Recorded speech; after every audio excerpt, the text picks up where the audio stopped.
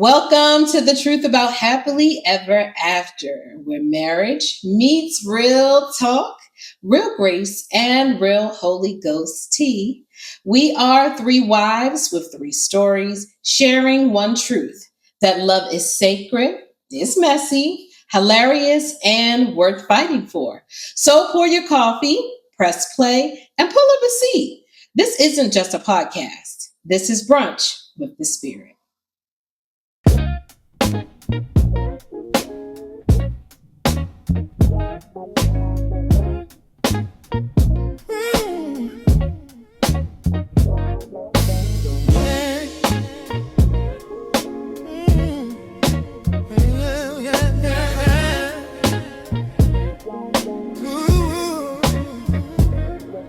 Kayla, Amy, Chardoneé, three wives, all thoughts in hand. I'm Amy. I'm Kayla. And I'm Chardoneé. And today we're going to start a new series, so I hope everybody is ready, okay? I'm ready. You want to know the name of the new series? Yes. What is it? The name of the new series is Money Talks. That's right, we're going to talk about money. We're going to talk about money. And we know one thing about money. Things can get a little tense when we talk about money, huh? Mm-hmm. Things can get a little, it can get a little heated when we talk about money. So for our first episode in this series, we're going to be talking about saver versus spender. Mm-hmm. Saver versus spender. Mm-hmm. Kayla, what you think about that? That's a mouthful right there. That's what I think. Saver versus spender. Be honest with yourself. Let's start with that. What you think? What is a spender? Like, what is it? Let's define spender. Someone that doesn't budget. They Okay. don't give their money an assignment. Okay. They spend impulsively Okay. and they don't communicate. Okay. Okay. And what you think about what a saver is? Saver thinks diligently, but sometimes it may be to a fault. But if you're not careful, you think you may want to hold on to the money That. to be like something that you think about it. Why? Because you're afraid of letting go. You're afraid of not spending that dollar because how maybe past upbringing, everybody was pinching pennies to the point, which is good to save. Don't get me wrong. I'm all for saving for sure. But sometimes that money is saved for a reason. If you don't use it for the reason that you saved it for, what's going on here? Oh boy. So now what happens in a marriage when you have a saver, but you also have a spender? It can create conflict. A lot of conflict, like you were saying, frustration, confusion, anger. Because what I realized when it comes to money, you bring your childhood core values into the marriage with money. So I know when I first got married, how I saw my mom deal with money is how I dealt with money, and I brought those habits to the marriage until I learned better. But I didn't always have it together, even going into marriage financially. And one of the things I realized about finances in marriage is that for me, there was an emotion attached to it, whether it's fear, whether it's like Kayla was saying, penny pinching, but there was some type of feeling in my relationship with money. God had to reveal it to me and break some stuff off because it was unhealthy. Okay. Would you say that you're a saver or a spender? I would say I'm a saver. I would say I'm a saver. Yes, because even when I do spend, there's a reason to it. Like I rarely, and this is something personal, I rarely spend on myself, but I would notice everybody in the house has their stuff. Everybody in the house has their vitamins. Everybody in the house has theirs. And then I'll get mine next time. I'll get mine next month. And so I'm a spender when it comes to the things I know that we need, but I wouldn't do it for myself. What about you, Kay? I would say I'm a spender transform into a saver. Okay. But spender, similar like Chardoneé said, I would spend on other things for other people other than myself. Or making sure my husband's good, that he has this, that he ate, or that he had this, or our daughter has shoes, has the clothes, or if I do spend on myself, it's just food, big foodie. So I don't really spend on. I do spend on things that, like, I'm not like those who go shopaholics, if you would call that term, or anything like that. But I do tend to spend a lot on things that we could easily save on. And so, but it won't be for me first. That makes sense. Okay, that does make sense. So as I'm listening to both of you, I'm like, am I a saver or am I a spender? So I think I'm a spender with saving tendencies. Yes. But then depending on the season, I'm a saver with spending tendencies. Depending on like the season. Depending on the season. Like I think I'm a person, like for instance, we're getting ready for our church's retreat, right? And so I have a budget, right? And with the budget that I have, I'm mindful to spend it on the things that I'm budgeting for, right? Now, before said budget was in place, or we were really respecting the budget, come on now, somebody. Now, I would, like you guys said, I would spend like on my family. I'm gonna make sure that my husband has what he needs, my children have what they need. And then, like you said, you look around and you like, why long I had these shoes? How long I had this? And I'm talking about to the point where like they crumbling, like the shoes, as long as they still fit my feet. As long as they still fit my feet, right? However, at the core of it, I used to be a hardcore spender. I used to be a hardcore spender. I'm talking about getting paid Friday by Monday. Honey, the money translated into clothes, into shoes, into jewelry, or whatever. But now that I'm married, right? I had to examine my ways. Now, here's the thing, right? Well, let's shift gears a little bit. Have you ever, your spouse, you saw them spending, right? But they think they are savers, right? But you see them spending, or better question, have you ever had a situation where they spent money on something or used money to spend on something that you would have preferred for it to be saved? Okay. Yes and yes. Spending, when he thinks he's spending correctly, like, yeah, babe, I found these coupons. Or babe, this is on sale. I said, yeah, just because it's on sale. Or if he or she says just because it's on sale, is it really meant to buy it anyway? Because some people just buy this because it's on sale. Yeah, that's true. Some people just buy it because you get that 10% off. But really, it's just the tax. It's only taken off, unless you live in states that don't have taxes. But yes and yes, because it's like, okay, you're saving, but then because it shows that, are you really communicating? Are you that you're spending the money that you saved on something? Okay. Are you telling her, hey, babe, I wanted to dip into savings to get this new fan for the living room or something. It's a new ceiling fan. Or I wanted to get these new shoes for this event coming up. And I know you got to wait till next paycheck, but the event is this week. I'll spend it, but I'll put it back. Oh, boy. In saving. And the next thing you know, that money just going dwindle. And the money doesn't return because it can build habits that unintentionally happen when you're not paying attention. Okay. Now, Chardoneé, I have a question for you. Yes. When should you have the conversation about finances to determine if you're a spender or saver, and if he is a spender or saver? During courtship. Okay.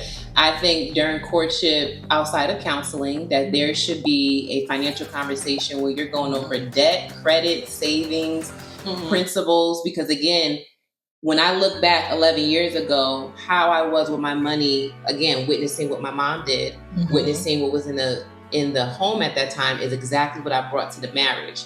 And I didn't see anything wrong with it until I was taught better. So that's the thing. Sometimes we think we're in the right because it's how we're taught, but sometimes we're taught wrong. And my husband is 8 years older than me. He was way more established than I was when we got married. So he had a car, weekend car, career, apartment. Yes, a weekend car. I said, what's that? He said, this was his weekend car. I said, come on. And I was just getting done with my master's, still working, and I was still living with my mom. So you had two different you had two different backgrounds coming together, merging into one, and there was conflict. Renee, so you talked about having that conversation during courtship. Absolutely. All right, so fast forward, we're married now. And we look in the account. And we start seeing some transactions that look questionable. Mm-hmm. How do we handle that? What's the best? I'll ask. Like, okay, babe, what is this Apple Pay for? Okay. I didn't know about this. Mm-hmm. You know, what's going on? You know, because at the base of it is communication. Yes, yes. absolutely. At the basis of it is communication. Like, okay, I have Apple Pay. I have all these services. Amazon. I have Hulu. I have Netflix. I have Madden, whatever. Subscriptions, thank you. Mm-hmm. Them automatic pays that come out automatically when you don't want it to. Okay. And so just keep the line open. It's like, okay, we can budget together how to maneuver around this. It comes out on this date. Okay, make sure we have money in it by that time. Mm-hmm. So that it won't be there. And that way we'll be surprised and you'll both be looking at each other crazy. Okay, so now the question to that though. Do you have the conversation before or after the purchase? Like, take for instance, you're in the store and you see something, it's budgeted, however, in addition to what you budgeted for, you see something like it's on sale, like you said, $2 for $1, $2 for $1,000, whatever it is. Do you have that conversation and call before you make the purchase or after you make the purchase? Like, what we doing? What we doing, Charlotte? I've done both and I've been wrong. Both times? I've been making purchases that either could have waited, wasn't urgent, wasn't necessary, but sometimes my urgency is not his urgency. Yes. Ooh, yes. And vice versa. So it's like, well, I absolutely needed it, but then it's like, well, maybe I didn't, but I wanted it. So I've been in situations where I've called about the purchases, and I've been in situations where I made the purchase and then we talked about it. So we watch bank accounts. Is that safe to say? Yes. Oh, yes. We're watching bank accounts. Yes. So how? Have a joint. Well, yes. Now, with the joint bank account, and we see these questionable transactions, and I know you mentioned about communication. So how do you approach a situation where there's already been conversation? There's already been agreement that we're going to do this, but you see something being done opposite of what it is that you discussed. You had to take a breath.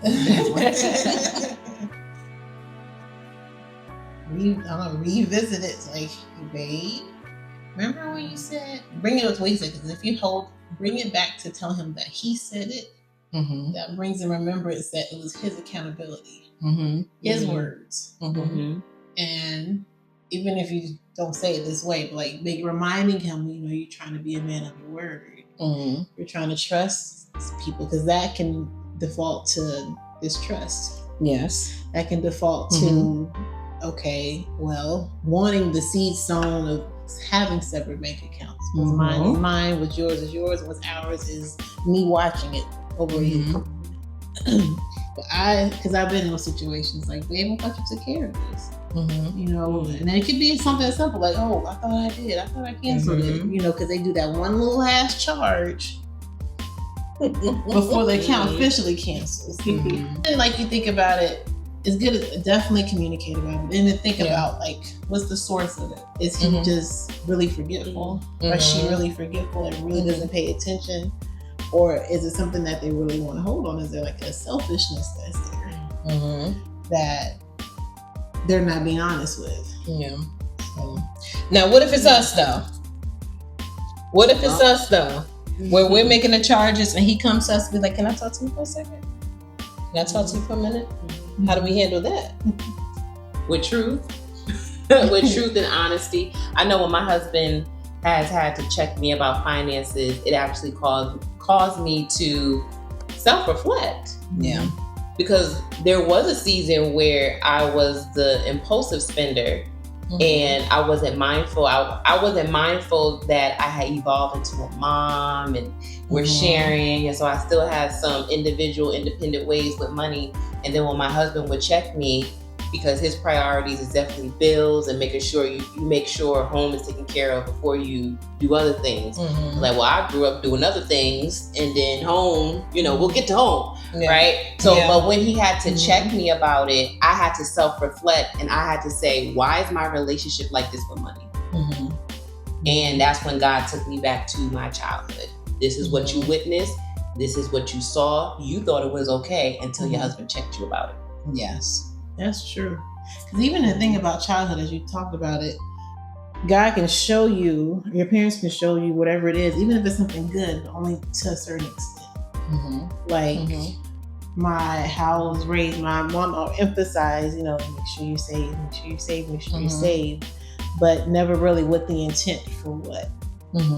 So I'm just trying to make all this money, make run these hours, work this overtime, and save. But it's like, okay, I have this money saved. Make sure you have a cushion. Make sure you have a cushion. Okay, what's this cushion for? What am I sitting on? And it's like, for what? And then now you just got money sitting there, which can lead to a door for you. Like, okay, it's just sitting there, it's not doing nothing. Maybe I can spend it on this right here. Maybe I can take this $5 out, go to this $5 meal deal that they have now, whatever. Go on this trip, go on, buy these shoes, go on the shopping spree a little bit here, and the next thing you know, that savings is gone. And then it's other things they can rely on. Savings isn't gone. Savings is gone. There's always credit cards. There's always, get these debit cards, or only get these type of credit cards and things like that. So as you were talking, I was thinking about how it says savings account, right? But we treat it as like disposable spending money.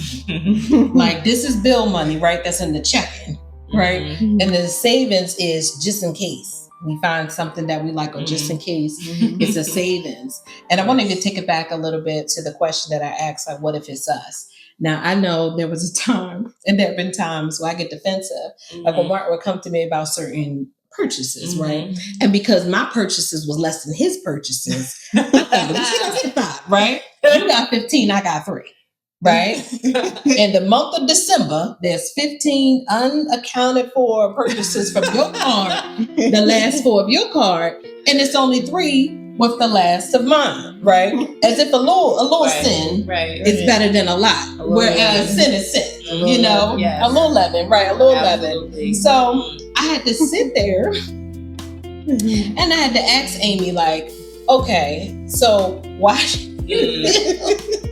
like, this is okay, because I would really be, and first of all, it was only $5.99. You was $55.99. So that further proved my case to me. Wait a minute. Because I'm like, I only spent $5.99. It wasn't even $6. You spent, however, $55.99, as if it was money that was supposed to have been spent anyway. Okay, but that ain't the point. And so that led to discussions where he was trying to say to me the very thing that I was saying to him. But because my sin was quieter and because mine was smaller, like, it was justified. And like you said, I had to really sit there and be like, well, if the discussion or the agreement was, we're going to speak about things, or better yet, now that we're in the place of the end, thank you, God. If it's outside the budget, we ain't going to do it. Right? And so there is a level of humility that has to be had. You mentioned communication. Right. There also has to be humility in that communication. Like, what happens so when we do have those moments? Hopefully there won't be many, but those moments where I do have to go, and for whatever reason, I know we budgeted $70 for gas, but it was $80. Or I know we budgeted money for groceries and not takeout, but my meeting ran long, or I unexpectedly went out of town. So I think there's also the humility and the communication there, but also grace. Yes, absolutely. A little grace that's there. And so, being my little $5.99. Now, was it $5.99 how many times? 3 times. It's about 3 times. Like $5.99, a little $12.99 there, maybe even a little $1.99. But I'm saying $55.95. I'm saying, $24.95, and I'm just like, that's over the limit. That's uncomfortable for me. Right. And it's like, and it goes back to that conversation where what's okay with you may not be okay with him, and what's okay with him may not be okay with you. And now you have to find out, well, what's okay with y'all, so that we can be on the same page. Communication. That's it. We have a list of something that we're both not budgeting on. Not going to budge on when it comes to purchases. Have it even a separate accounts. We've been taught, have an emergency account outside of the savings in case that $70 gas turns up to $80. Like, oh man, we don't have a budget. Maybe we need to dip into this emergency just to make up the difference. But have a no holds barred what your limitations are. He says what his are. You guys come in agreement on ones you guys can do together, and don't go past that. So I have a question for you, Chardoneé. We're going to shift gears a little bit again. So we know that the word talks about that where our treasure is, that's where our heart is. What do you do when you find in those transactions where you find yourself judging what they've spent our money on? Well,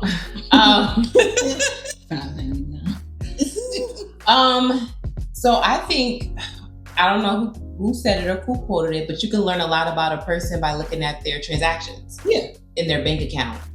And so I think that brings us back to the conversation of our priorities and what we value. That's what it is, what we value.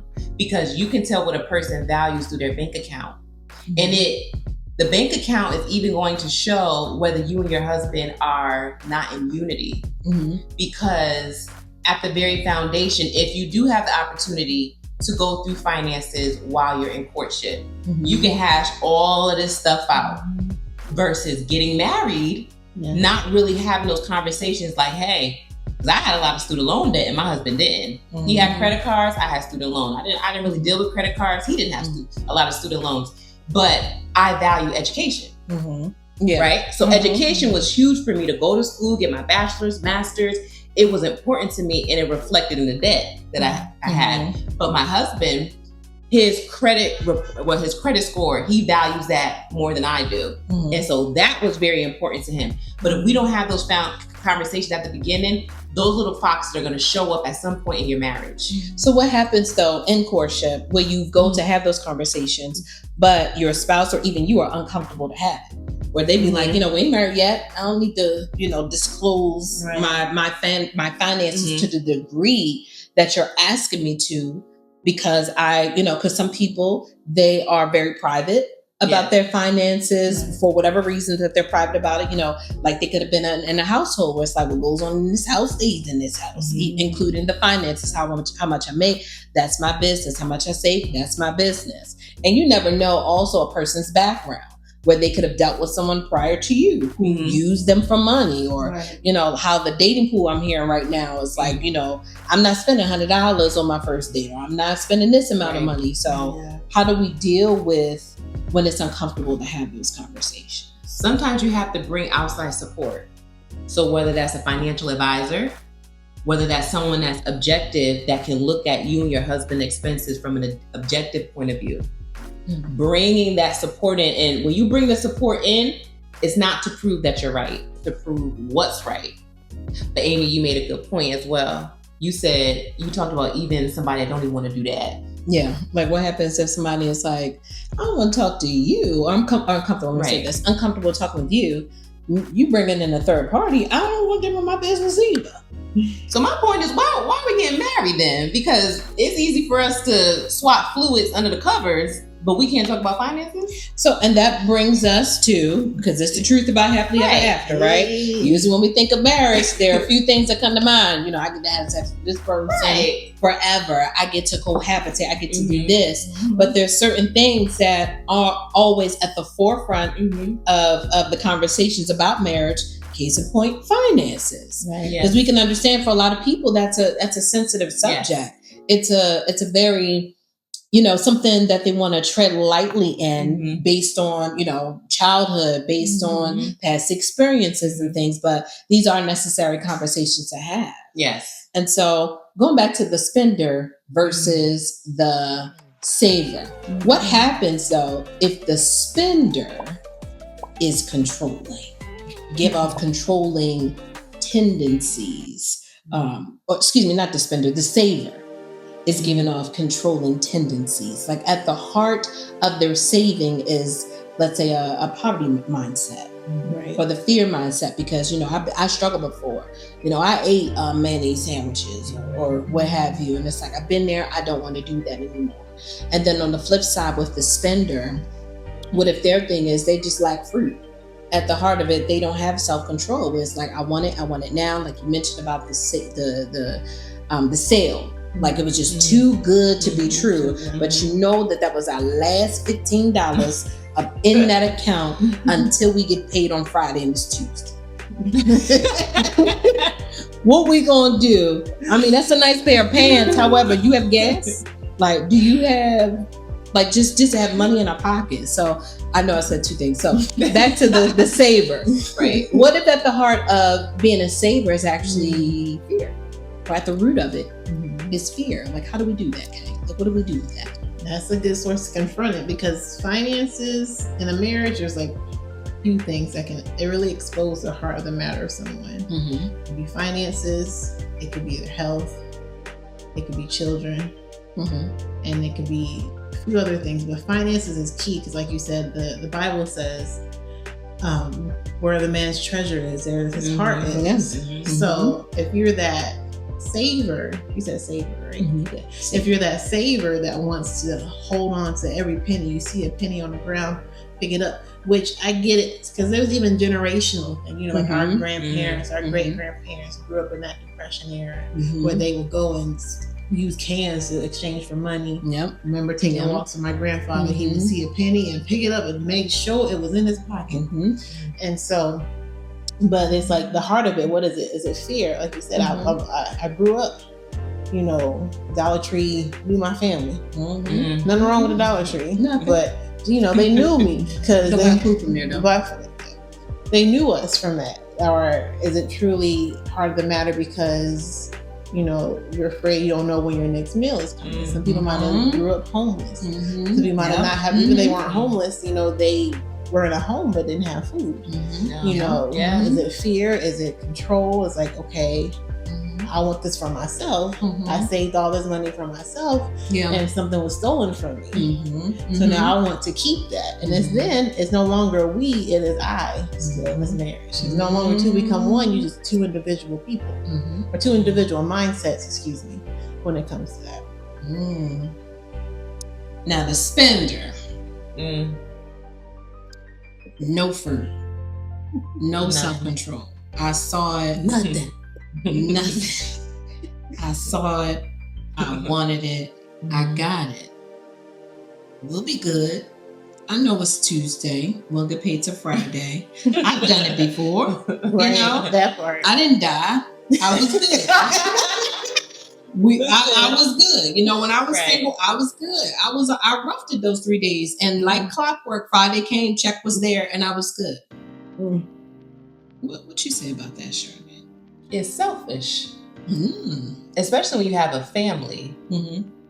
And so this is what I've learned. So I'm thinking about, you're talking about the spender. Sometimes we don't know that we're wrong until an external outside force tells us this is not right. Because if the spender had an irresponsible mother or father, we take what our parents give us normally as gold. This is how I was taught. This is how I do it. Until something objective from the outside says that's actually not how you're supposed to do it. That's not how you're supposed to spend money. And checks our pride or the pride. We don't think nothing's wrong with $15 till Friday. So it's a lot of not only self-reflection, but identity too.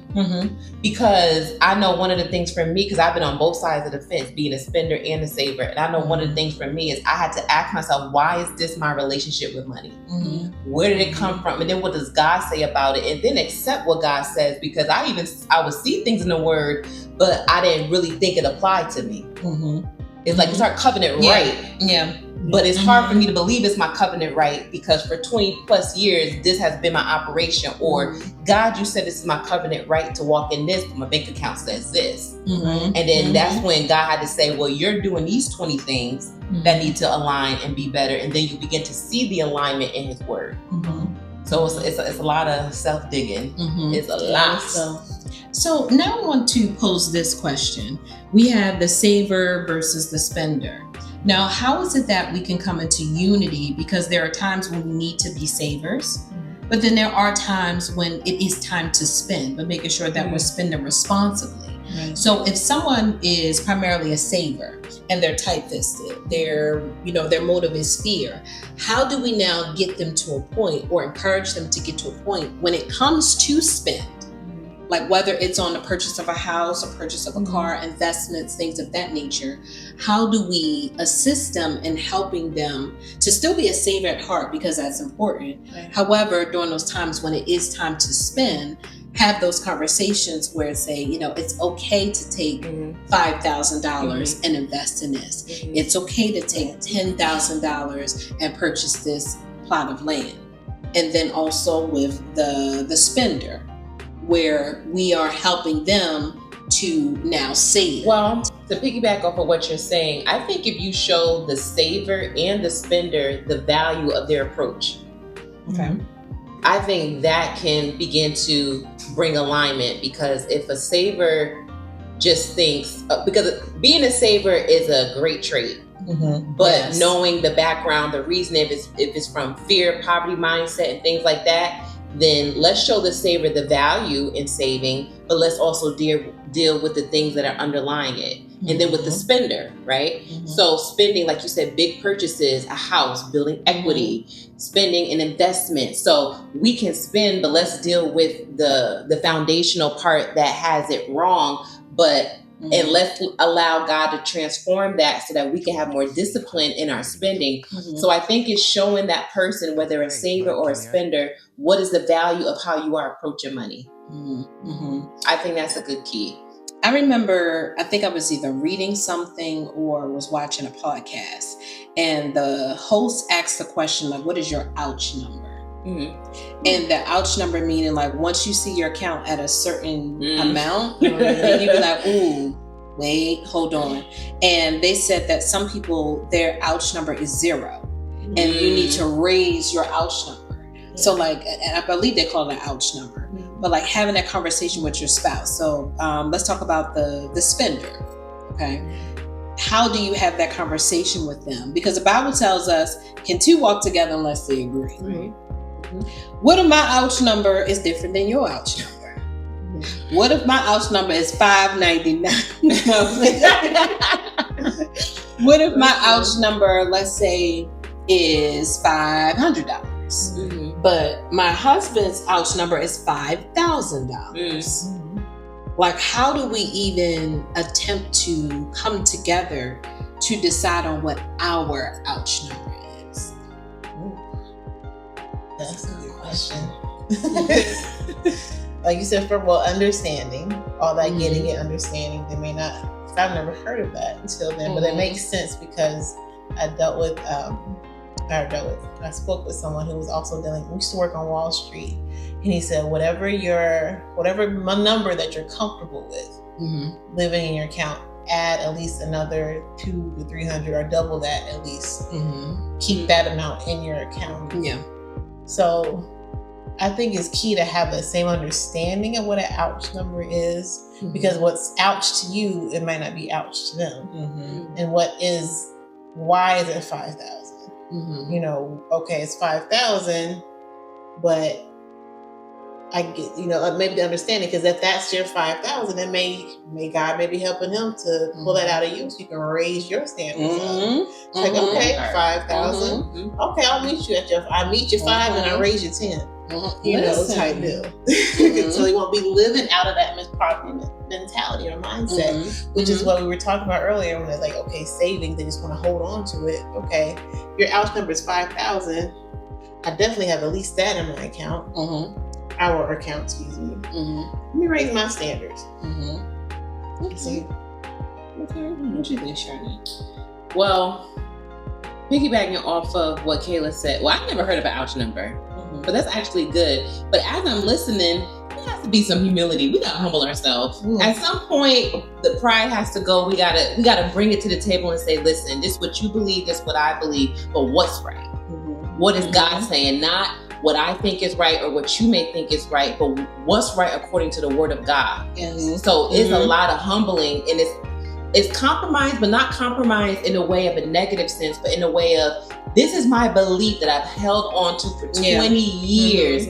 I because I love you and I'm in covenant with you, and because God is yielding me this way, I give up what I've built my life around for the better good, which is our marriage. And that requires humility and surrender. That's the approach you have to take. I believe this. I've seen it. I've walked it. I've lived it, but I'm wrong too. You've seen it, walked it, and believed it, but you're wrong too. So let's bring our two wrongs and kind of look at the plate and say, all right, God, how do we make it better? Because if we both come to the table prideful and we're not willing to say, you know what? I do spend a little. You know what? The savings I do save because I feel secure. If my savings account is zero, I start to panic. Or we have to have that self-reflection, but it's a lot of humility. Yes, it's a lot of humility. I agree with the humility. I also agree there should be regular meetings. Oh, yes. Like regular meetings with the money, you know. If once a month have that, like you're going through finances. Okay, how much went out this month? How much came in this month? Where do we see that we can, curb our spending a little bit, or how can we up our savings? And one thing I thought about as you both were speaking is Adam and Eve.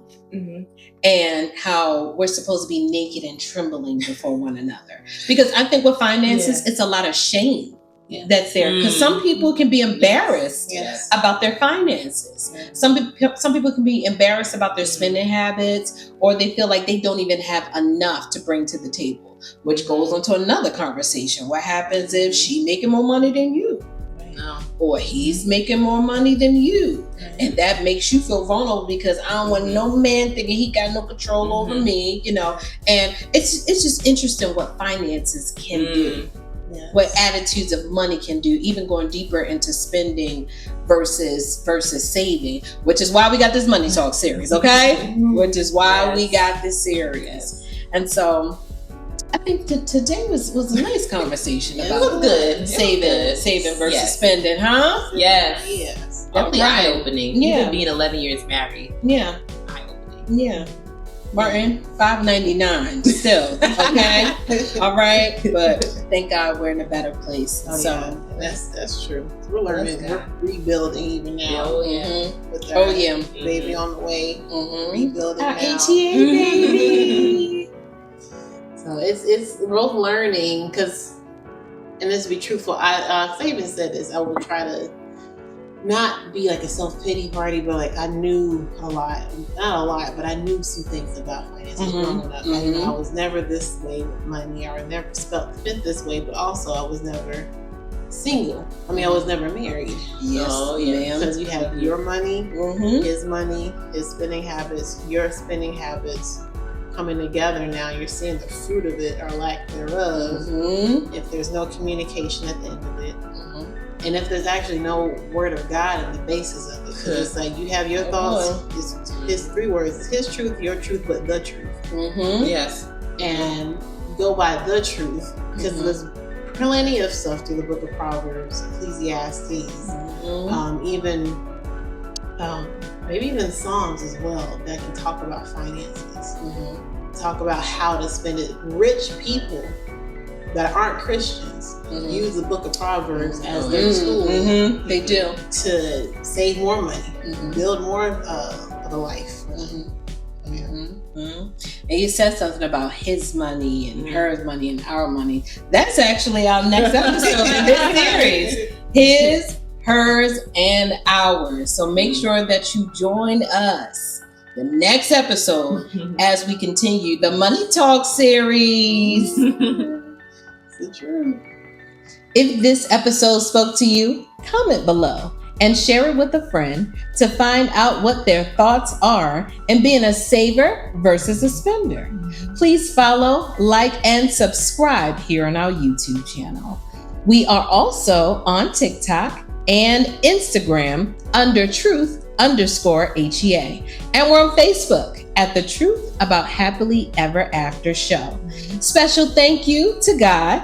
Another special shout out to our husbands, our creative director, Dr. Stroud, and The Cure at Delaware State University. Thank you for watching The Truth About Happily Ever After Show, where fairy tales get flipped and faith gets real.